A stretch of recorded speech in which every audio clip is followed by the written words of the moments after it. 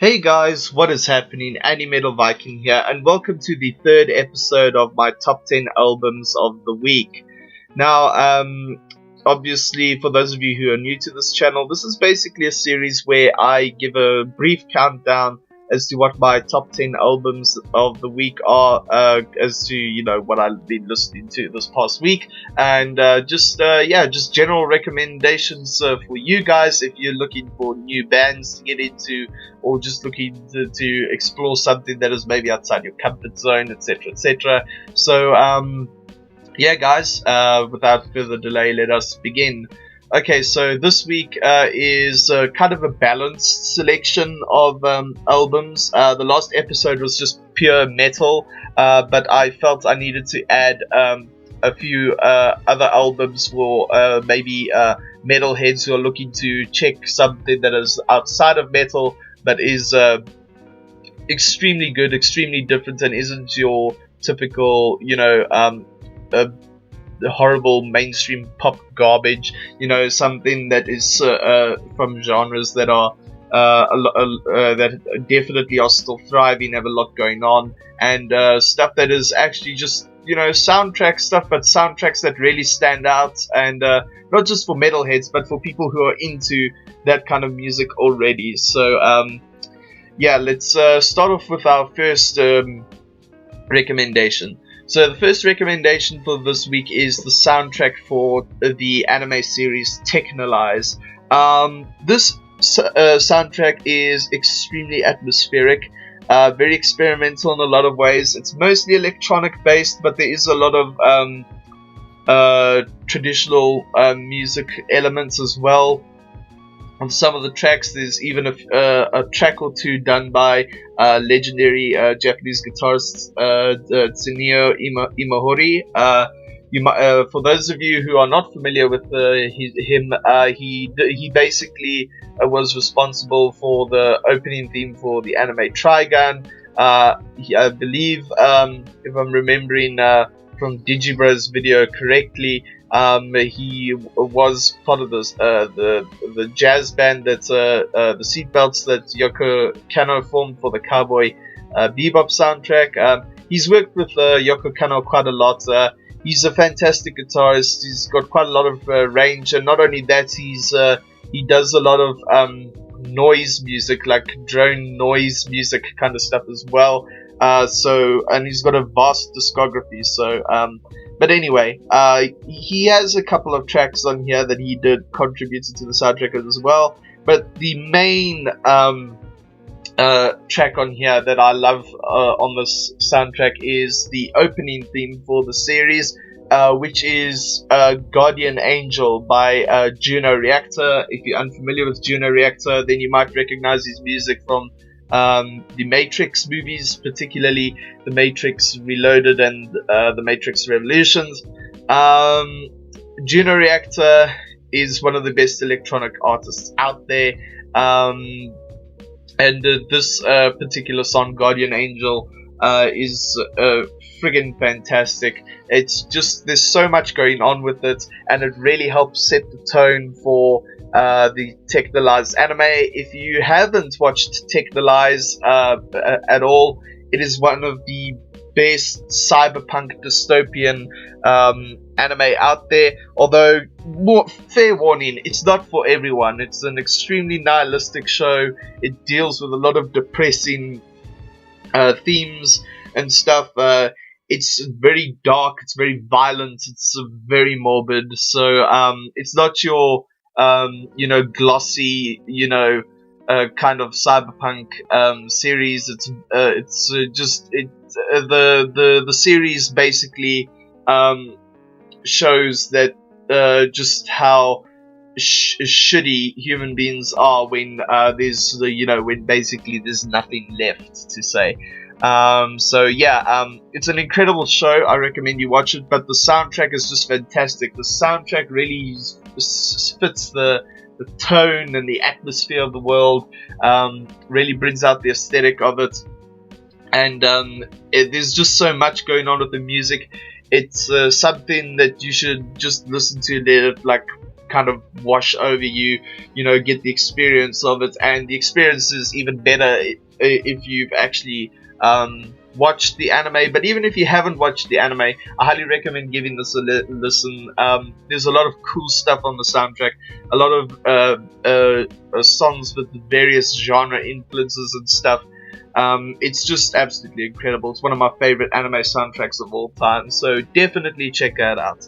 Next we have another anime soundtrack. This time it is the soundtrack for the anime film Vampire Hunter D Bloodlust. For those of you who aren't aware of Vampire Hunter D, Vampire Hunter D is basically a series of novels which this anime film is based off of. There was a movie that came out in the 1980s, but while a lot of old school otaku will, you know, give it praise or something, the fact of the matter is that I think a lot of them can agree is that that film was terrible. This film was a lot better. It had better animation, you know, better story. Just everything about it was better than the original. But anyways, I'm not here to bash on which film is better and which one is not. I'm here to talk about the music. This soundtrack is absolutely fantastic. It is very dark. It is very gothic, as you'd expect. Vampires are very typical, you know, thing when it comes to, you know, gothic fantasy and stuff. Really fits the tone of the world, and while there is a lot of lighter orchestral stuff in here as well, but yeah, most of the stuff is orchestral on the soundtrack, with the exception of the last track, which is the ending theme, which is like a J-rock, J-pop, you know, kind of song. But it doesn't feel out of place. It definitely, especially if you watch the movie, it definitely fits the tone of it. So most of it's orchestral based, and yeah, it has got a gothic vibe to it, but there is some stuff, some of the orchestral compositions is stuff that you'd expect from, you know, like a metal band like Dimmu Borgir, for example. So you got stuff that you'd find in bands like, you know, like Nightwish or Paradise Lost or any of those kinds of bands, but you also have stuff coming from like I say, Dimmu Borgir, Cradle of Filth, that kind of stuff. So the gothic and the stuff that could serve as inspiration for black metal music it's very balanced out. It will appeal to people who like those orchestral instrumental facets of symphonic black metal, gothic metal. So if you're into that, I recommend checking this soundtrack out. It's just absolutely brilliant. Obviously, also if you're a fan of classical music in general, check this out, or horror soundtracks in general. I really recommend this one. It's one of the best anime soundtracks out there.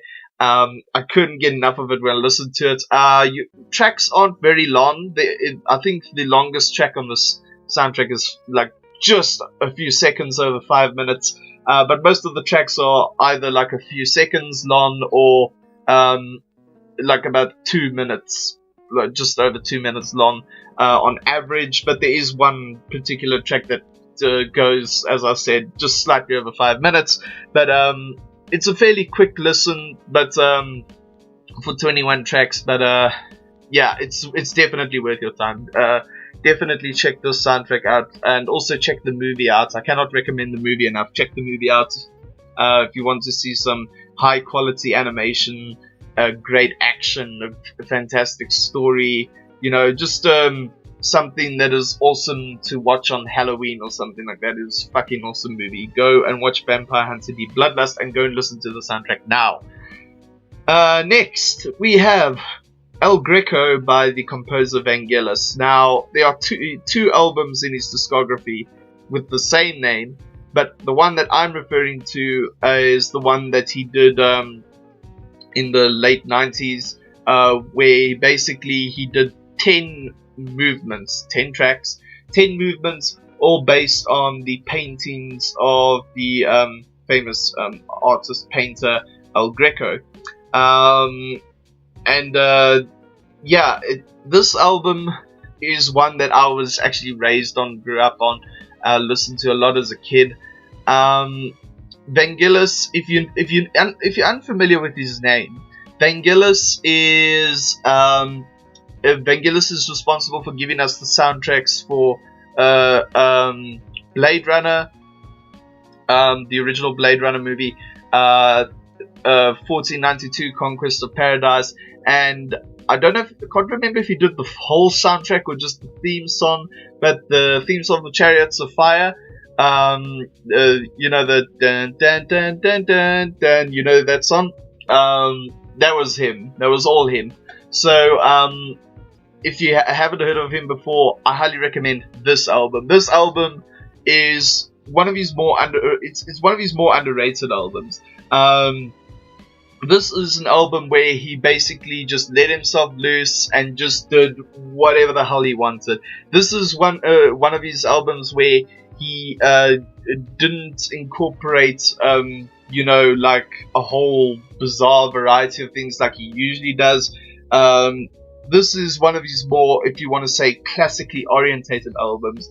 And it's because of this album that I think personally I was able to get into Susumu Hirasawa's music when I first heard the original Berserk anime soundtrack. It's because of this one. If you liked the original Berserk anime soundtrack, then you will love this album. It's got that same kind of vibe. It's electronic, but it's new age music. New age is kind of like the electronic music version of classical, you could say, just with a whole variety of influences in there. So yeah, this is again, it's another atmospheric album. It's very calming. Think of this album as seen as it's based on paintings. Think of it as the modern version of Mussorgsky's what is it? Pictures at an exhibition, where Mussorgsky composed all these movements based on paintings that he saw at an exhibition. Mussorgsky is a Russian composer, one of the classical composers. So think of this as a similar concept, a similar idea to that. So yeah, definitely give this album a listen. It is a bit of a listen. It's got 10 tracks, but it's fairly long, but not too long. It's probably about, I'd say its running time is about the same length of an Opeth album or something like that. So if you're into Opeth and you like songs that are long and kind of progress and, you know, kind of set a mood and an atmosphere, then you'll like this as well. So definitely, if you are into the original Berserk soundtrack or anything that is done by Susumu Hirasawa, and also if you're a fan of Opeth's you know, ability to create an atmosphere with their songs, have at it. Listen to El Greco by Vangelis. Just make sure that when you look it up, that it's not the soundtrack for the movie El Greco, which is an indie film that Vangelis composed more music for.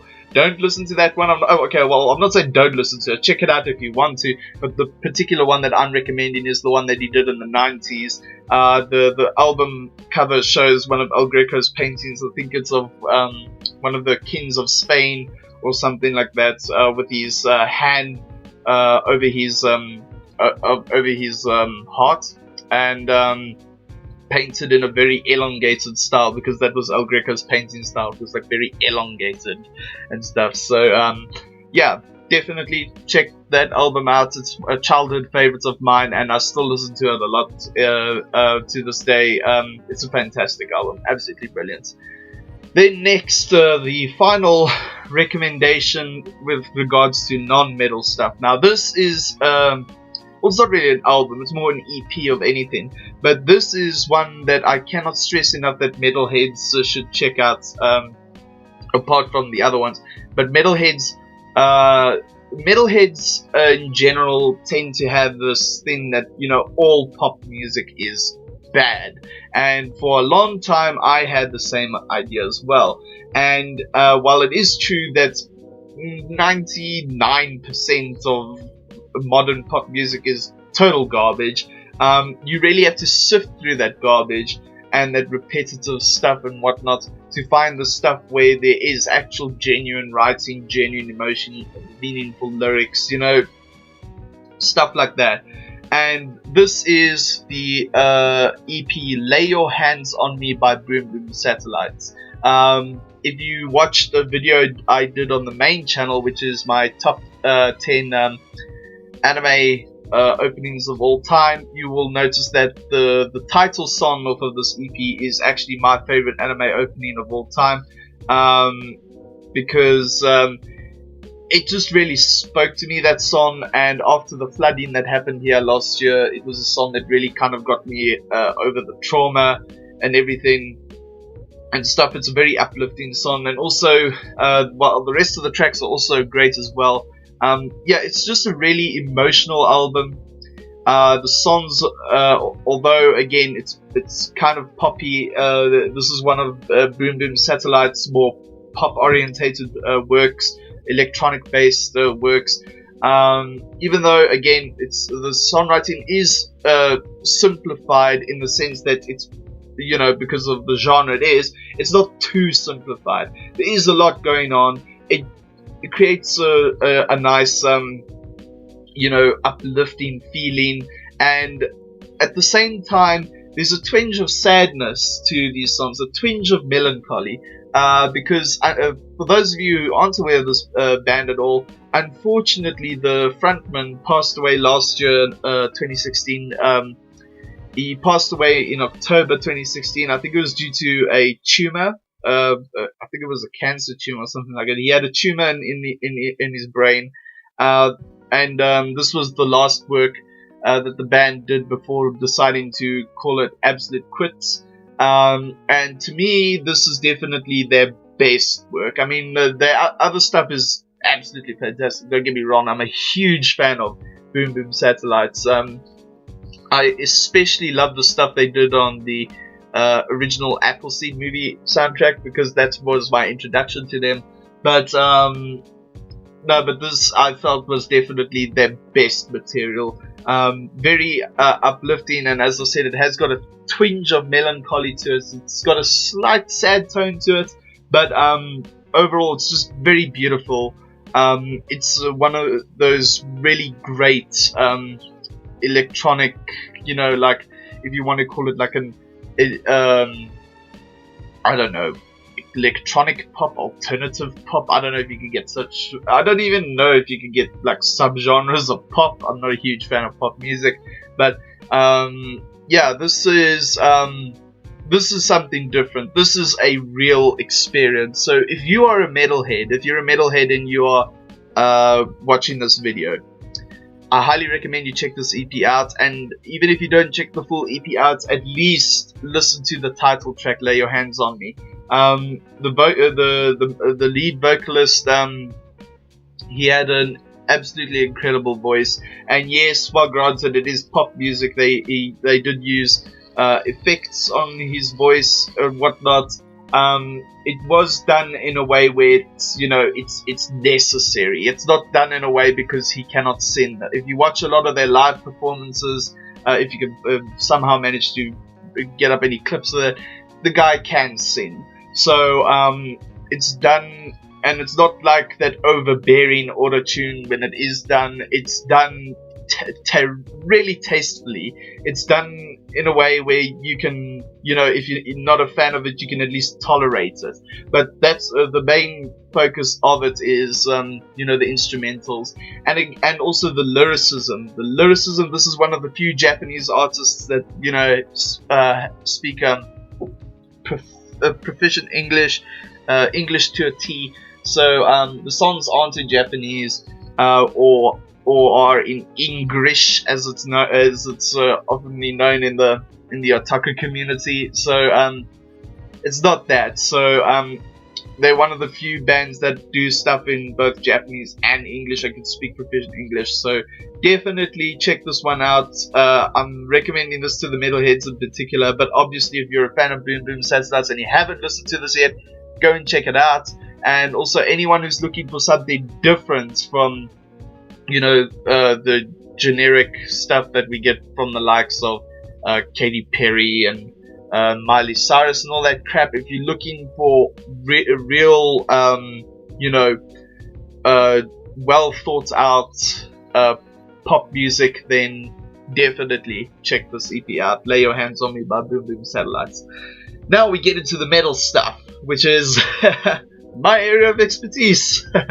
So we have the first one we'll start with is a recent release, because most of these others are just pretty much throwbacks that that I highly recommend. But let's start off with the new one. This album is called Gunman by Auden Ogan. Auden Ogan are a power metal band, and they're signed to I think it's AMF Records. I don't know, I can't remember, but it's a fairly indie label of sorts. It's not a label like Nuclear Blast is, or Metal Blade, or Century Media, or one of those big ones in the metal scene. But this record labels aside, this album was a real treat. I was introduced to the band through the YouTuber Galactic Criminal. He did a bunch of reactions to the singles leading up to this new album, and not only that, he also reacted to one of their older songs. So the band, when they started, their material was kind of like they kind of did a Blind Guardian thing, where like a lot of their earlier materials not very well produced. I mean, it's still loved, but not very well produced. But now this is definitely what a lot of their longtime fans consider to probably be their best album yet. It's very well produced. It's very clean. I mean, it's power metal after all. But the vocals aren't your usual, very high pitched, whatever kind of power metal vocals. The vocals are, if you want to introduce someone to power metal, I'd say this is a good band, and this particular album, it's a good album to start. One of the tracks that really stood out for me and I loved a hell of a lot was this the song I cannot remember the name of it, but I think it's called The Other Side, and it features the vocalist of the band Leaves Eyes, Liv Christine. A lot of you might know her from the song Nymphetamine Fix by Cradle of Filth. She was the female vocalist on that song. It's a really cool song. I really liked it. The guitar work is really great on this album. The solos, where there are solos, are fantastic. I love the vocalist's vocals. I love just the overall upbeat, I mean, it's power metal, the upbeat, vibe of it. The songs are really catchy, and it's a fantastic album. I'd say this is a decent and good enough album to introduce a newcomer to power metal. With obviously, if you want to introduce someone to a genre, obviously introduce them with the classics. But I feel this is a recent release that could, if somebody's sifting through music genres on the internet on their own, this is definitely a good place to start. So if you ever streaming stuff or whatever on, whether it's Bandcamp, Spotify, whatever, if you come across this album and you think to yourself, I need to get into some power metal, or I'm looking for some new power metal, then definitely check Gunman by Auden Ogan out. It's a fantastic album. I highly recommend it. Next, we have another oldie, but it is gold. And I revisited this album yesterday, and it's just as fresh as ever. Ghost Reveries by Opeth. I decided to revisit this album because, everyone on the internet's doing, everyone who's doing metal reactions is doing a reaction to Opeth in some form or another. And after watching a few of these metal reaction YouTubers react to Ghost of Perdition, I thought to myself, I've got to go back, listen to this album in its full, and again, it still holds up. It still holds up really, really well. So if you've never heard of Opeth before, for those of you who've never heard of Opeth before, Opeth are a progressive metal band, or prog metal for short, a prog metal band. They started off their career as kind of like really pure raw death metal. Sometimes their first album is often mistaken for black metal because of the production used on it. And with each album, they've progressively changed their sound, their songwriting, everything. This particular album was, from their heyday where, where they managed to balance out a lot of their extreme stuff, their death metal stuff, but with the other influences like the little bits of jazz, the little bits of folk, blues, and other stuff that they've added to their sound. The vocalist's clean singing. The guy can really fucking sing. I cannot pronounce his name, so I'm not gonna try and say the vocalist of Opeth's name. I've already butchered so many Swedish names trying to pronounce them. But the vocalist, he is fantastic. The guitar work on this album is also fantastic as well. Drumming's on points. Keyboards are great as well. It's very atmospheric once again. Opeth are one of those few bands that could really set a mood and an ambiance to their music. It's just, while this album is not as great as their most popular one that just about every single Opeth fan can agree on is their best album, it being Blackwater Park, this is definitely one of their best ones. It's absolutely fantastic. And it's not just and going back to the vocalist, it's not just the fact that he can sing, it's also the fact that his growls. Holy shit, when the growling happens, this guy, he is just fantastic. He's one of the best harsh vocalists in metal. Opeth's latest stuff has ditched the harsh vocals entirely, and a lot of the death metal elements. They've become like a full-on prog rock band almost. This is an album from like their real heyday where like just about everyone loved them. A lot of people now are like it's kind of hit or miss. It's not to say it's not good or anything. They still have their diehard fans, but for the people like me who are a fan of this era, when they kind of managed to balance everything that they were out while still adding subtle changes to their sound, it is kind of disappointing because I listened to the recent album that they put out, Sorceress, and I was not happy with that. But anyway, to each his own. Definitely check this one out if you're a fan of any of the genres I mentioned. If you're a fan of folk, if you're a fan of blues, if you're a fan of jazz, and if you're a fan of progressive metal, progressive rock, or death metal, then listen to this album.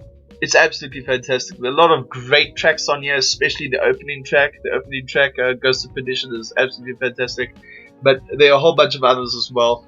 It's a really great album. And the album art kicks ass too. Definitely check out Ghost Reveries by Opeth. It's a really cool album. Next we have another progressive rock / progressive metal album. It's very hard to categorize this fucking band. Now this band, I should warn you people, is one of those bands where you either like them or you don't. There is no on the fence about them. They're very out there, very different and whatnot, but they are extremely popular. They have had quite a bit of success even among mainstream music listeners. But and this is the band Tool. This is their album from 1996, Anima. This is my favorite Tool album because it contains a lot of my favorite songs on it, especially the first track being Stinkfist. Tool, I think what makes them like not the most accessible of bands is just how their sound can be really odd for some people. some of the tracks are really long, and I mean, like, their albums exceed Opeth's in length, and not only that, like, there's just some of the stuff they do is really out there. Their lyrics, while thought-provoking, to the average music listener, will just come off as really fucking bizarre. But overall, I personally think they've got a really great sound. I fucking love their sound. Their sound is something that is really nostalgic for me, because even though I never went out of my way to check out the band back in, you know, the days where I was getting into metal, even though I've only recently gotten into them, there's something about their sound that kind of reminds me of a lot of the rock and the metal that was coming out when I was a kid, heard on TV, you know, like, say, for example, whenever we'd go get takeouts or something, we'd be sitting at the table waiting for the cashier to tell us our orders ready, we could come collect our pizza, and when MTV would still, you know, play music as opposed to the bullshit they do now, and MTV would play music, and a lot of that kind of rock and metal music would play on there. So definitely very nostalgic for me.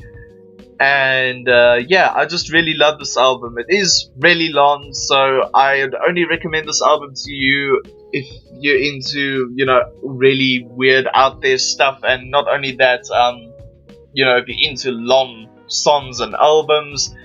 But even if you're not into that, give it at least one good listen, or at least, well, thankfully it's the opening track, but at least check out, before getting into the rest of the album, at least listen to the song Stinkfist. It's a really fantastic song, despite its, you know, really weird title.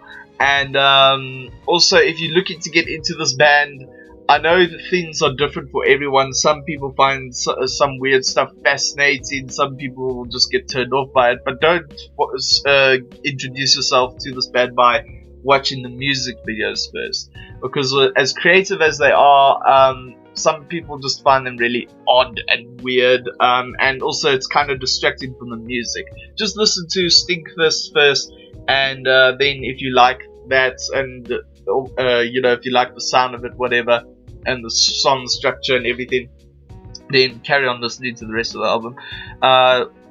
Yeah, so Animo by Tool, one of their best albums. I think it's their best one personally, but I mean, other Tool fans will disagree. But I'm just gonna ignore any comments by any Tool fans, because I know how diehard they are. I just keep to myself when it comes to Tool. So yeah, but still, I highly recommend this Tool album. Definitely check it out.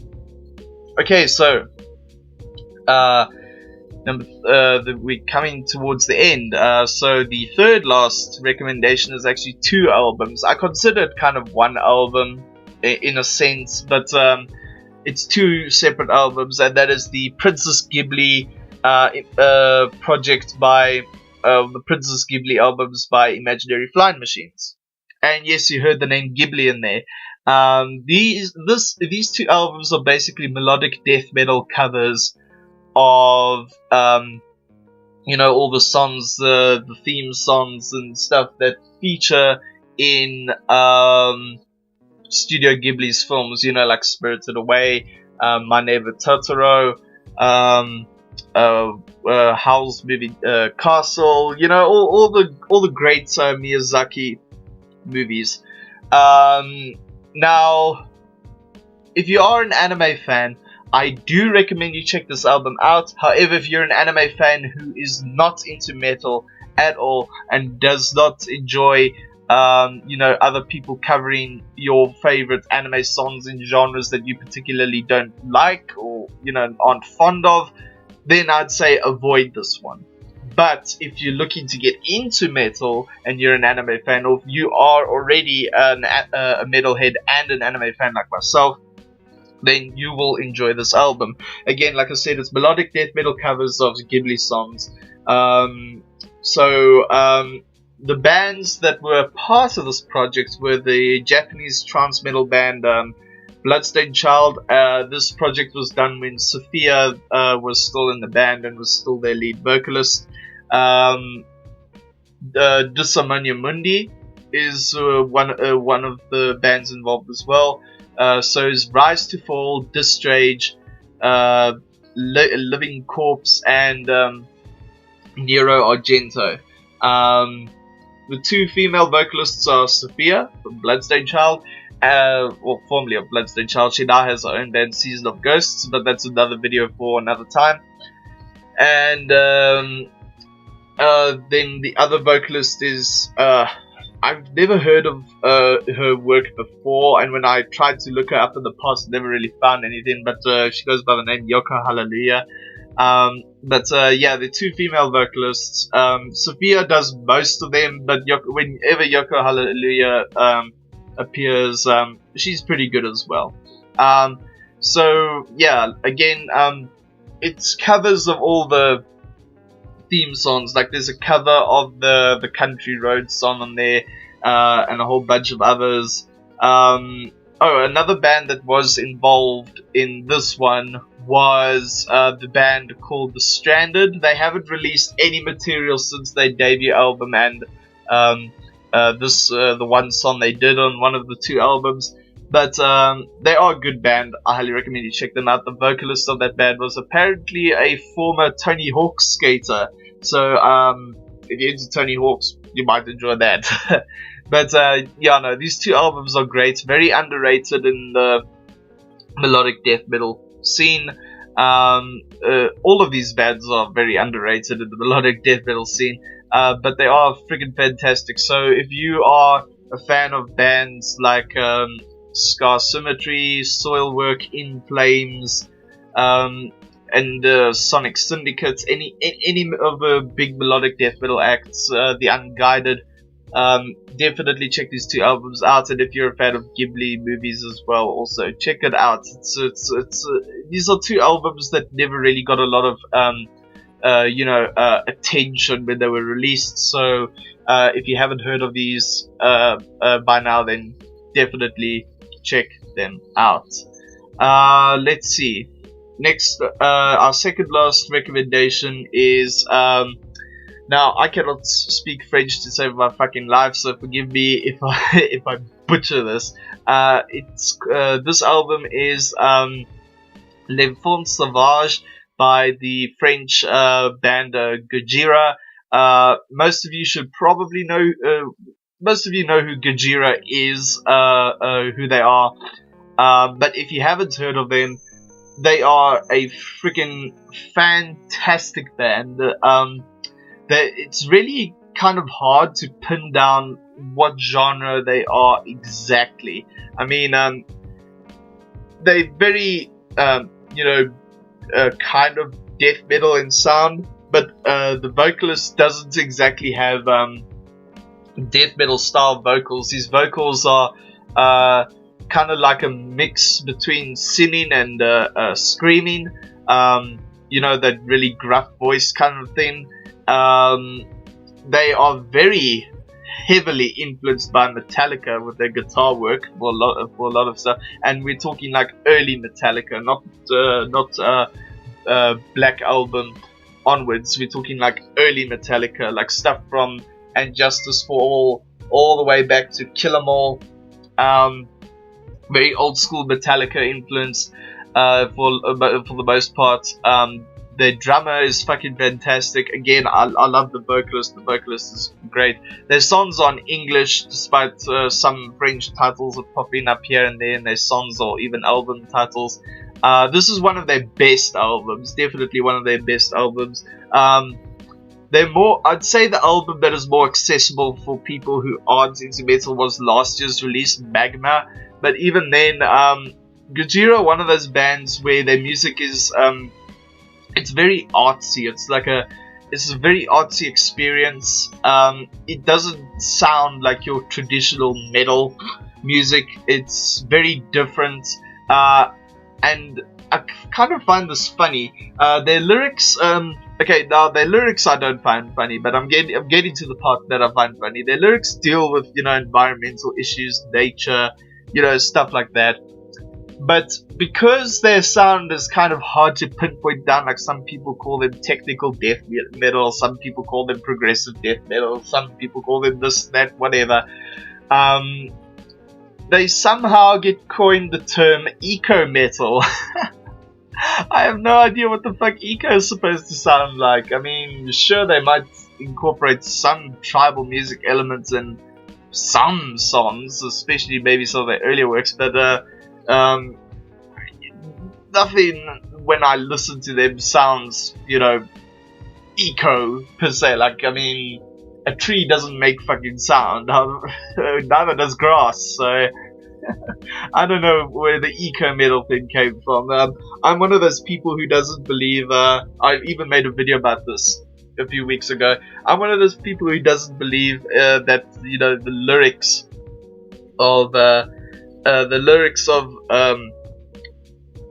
a band writes and stuff defines the genre. I'm one of those people who goes more based on sound. I'm one of those more old-fashioned people where it's like, it has to be the sound that describes it, not the lyrics. Like, I mean, when people say, we are pirate metal, but they sound like folk metal, I'm like, well, you're a folk metal band, you're not a pirate metal band. Sure, you dress up like pirates, you put on the pirate's accent when you sing, and you talk about pirate stuff, but if you strip all that away and you just had to play the instrumentals, you are a folk metal band.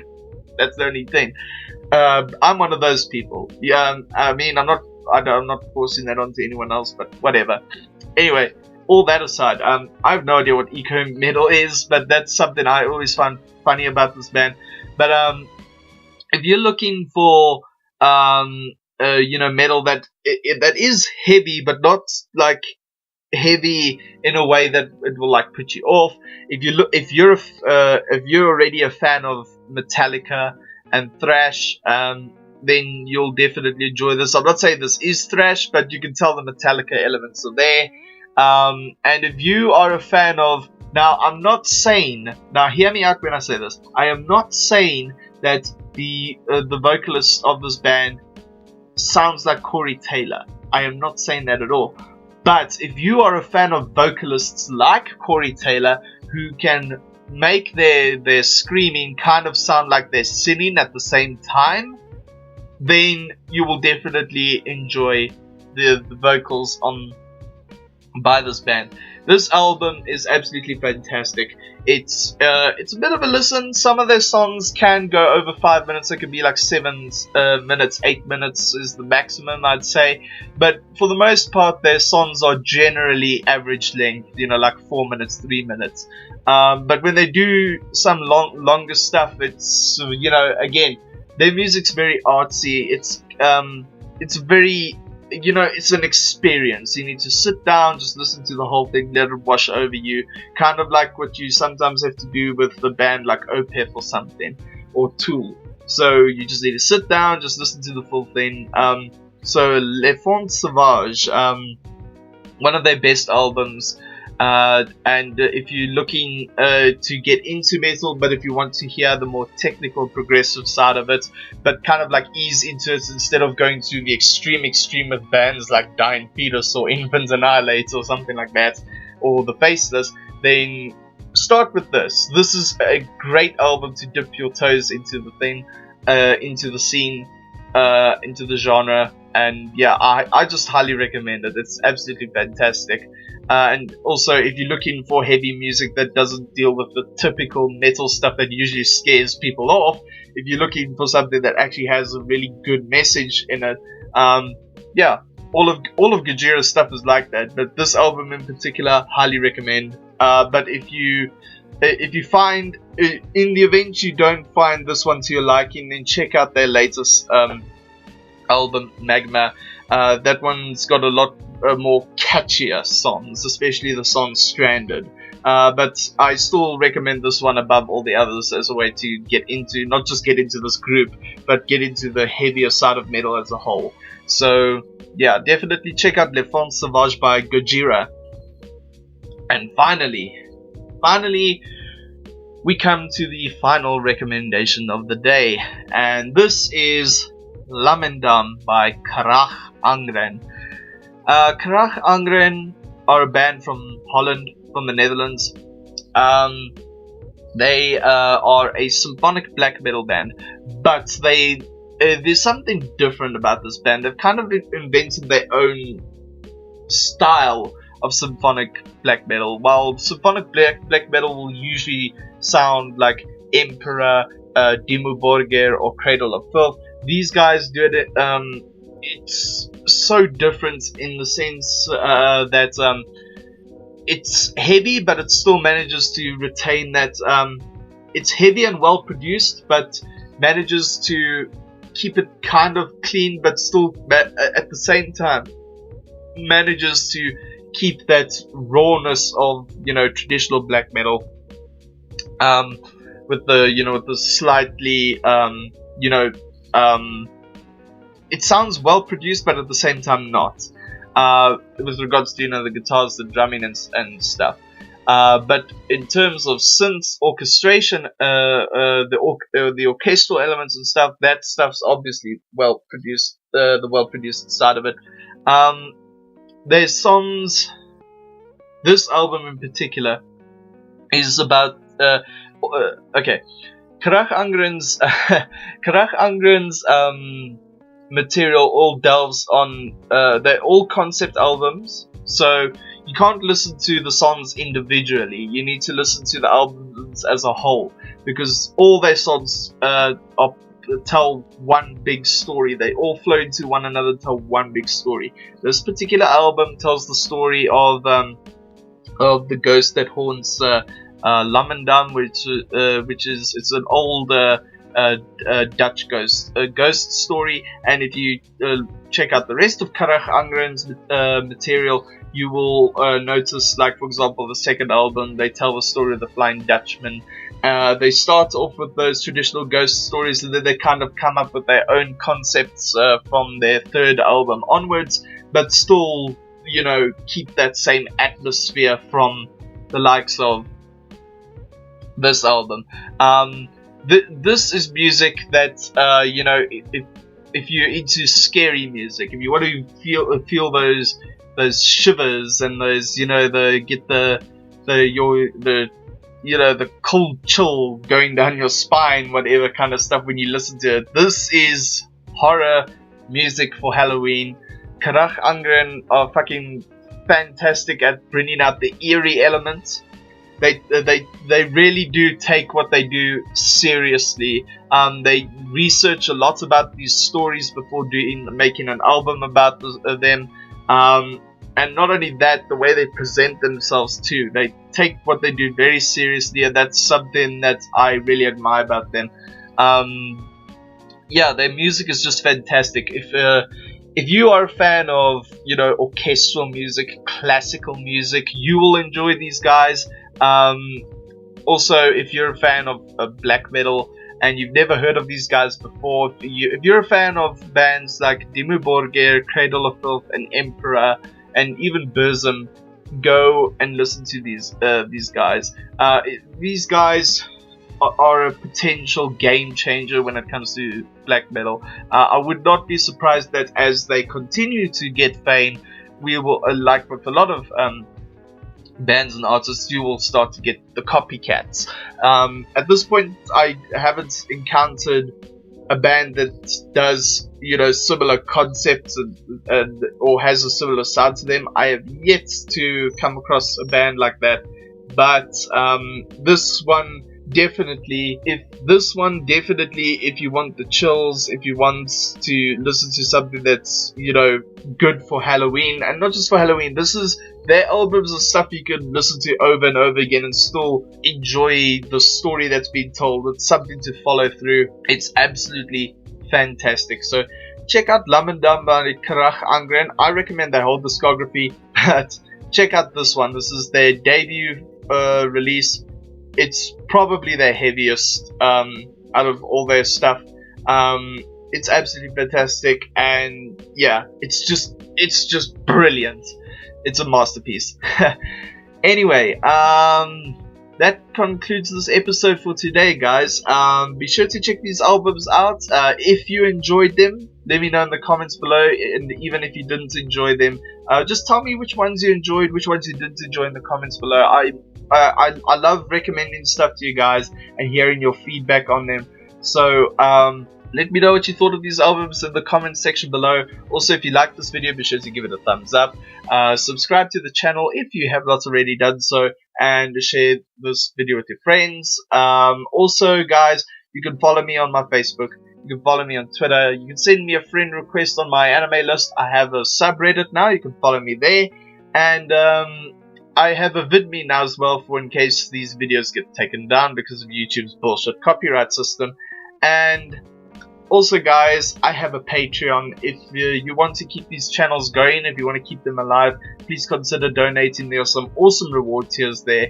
Go check it out, and your donations mean everything. It will help me to produce content more frequently, be of better quality, etc, etc. And yeah, just it would really mean a lot, guys. It is not required, but it is much appreciated. Anyway, guys, thank you so much for tuning in, and until the next episode, take care of yourselves and have a kick-ass day.